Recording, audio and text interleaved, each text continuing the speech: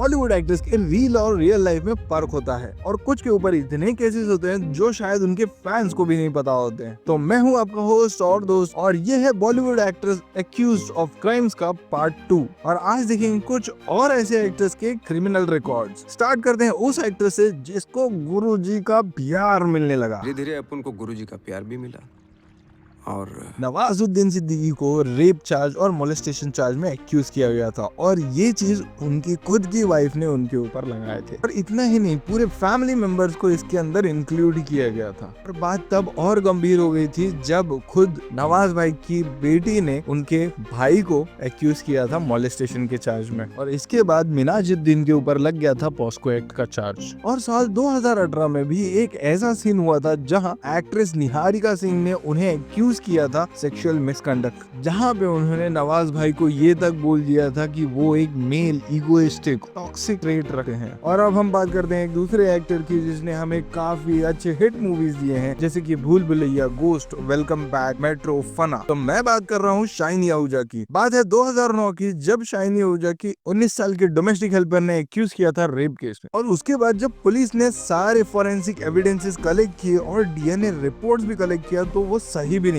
लेकिन वही 2010 में उसी डोमेस्टिक हेल्पर ने ये कह दिया कि वो कभी रेप हुआ ही नहीं था एंड ये चीजें करने के लिए उन्हें किसी और औरत ने उकसाया था। लेकिन फास्ट कोर्ट ने इस स्टेटमेंट चेंज को डिसमिस कर दिया। और सही बात है, डिसमिस करेगा भी। जब सारे रिपोर्ट्स एंड एविडेंस से सारी चीजें सही निकली तो स्टेटमेंट चेंज की गुंजाइश ही नहीं होती। और उसके बाद शाइनी आहूजा को कोर्ट ने 7 साल की जेल की सजा सुना दी। लेकिन वही 2011 में आहूजा बाहर निकल आए बेल पे। और उसके बाद शाइनी आहूजा ज्यादा फिल्मों में काम तो नहीं कर पाए, लेकिन 2025 में उन्होंने एक काम किया, अपने ऊपर केस लेने का। 2025 में एक्ट्रेस साइली भगत ने ये कहा कि शाइनी आहूजा ने बहुत बार उन्हें सेक्सुअली हरेस किया है। शायद आहूजा अपने पास्ट एक्सपीरियंसेस से उतना कुछ नहीं सीखे। लेकिन गौर करने वाली बात ये है कि बीवी हो तो शाइनी आहूजा की बीवी जैसी। 2009 में अनुपम आहूजा ने अपना एक अच्छा खासा अमेरिका का टॉप कंपनी में जॉब छोड़ के हमेशा शाइनी आहूजा का साथ दिया। अब बात करते हैं उस इंसान के बारे में जो काफी न्यूज में थे अपने वेट लॉस और फिटनेस की वजह से। नहीं,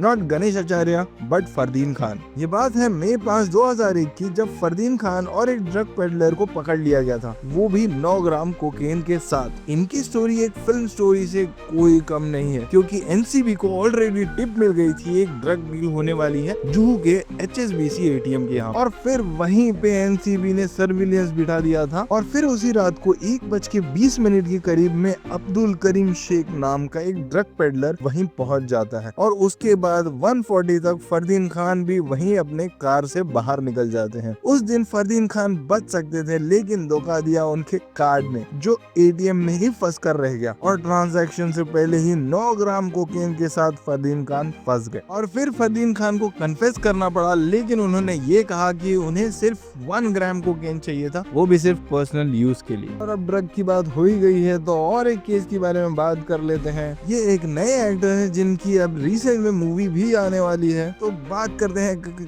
शाहरुख खान के बेटे आर्यन खान के बारे में। इनके अरेस्ट के बारे में तो सबको पता है। आर्यन खान अरेस्ट हुए थे क्रूज पे, लेकिन ऐसा बोला जाता है कि वो क्रूज पे बोर्ड होने से पहले ही इंटरवीन किए गए थे। बात ये है कि एनसीबी को टिप मिली थी क्रूज पे ड्रग्स डील और ड्रग्स यूज होने की। और एक्चुअल टारगेट आर्यन खान कभी थे ही नहीं, बट वो एक बड़े स्टार के बेटे हैं तो फंस गए। और बात और गंभीर तब हो गई जब उनके दोस्त ने अपने शू में 6 ग्राम चरस छुपाए थे और वो चरस एक एनसीबी के पुलिस ऑफिसर को मिल गई। और फिर जब आर्यन खान के व्हाट्सएप चैट्स को देखा गया तो ऐसा समझ में आया कि आर्यन खान भी इन चीजों में इन्वॉल्व थे और उन्हें ड्रग के बारे में सारी इंफॉर्मेशन थी। आर्यन खान के पास से ड्रग तो नहीं मिला, लेकिन वहीं कहीं लाइमलाइट में आते हैं समीर वानखेड़े, जिनके ऊपर आरोप लगा कि उन्होंने 25 करोड़ फिरौती मांगी खान से। और काफी आरोप ये भी लगे कि उन्होंने एविडेंस प्लांट किए। और ये वही एनसीबी के ऑफिसर समीर वानखेड़े हैं जिनके ऊपर ऑलरेडी आरोप लग गया है कि ये बॉलीवुड स्टार को टारगेट करते हैं। देखिए रिया चक्रवर्ती,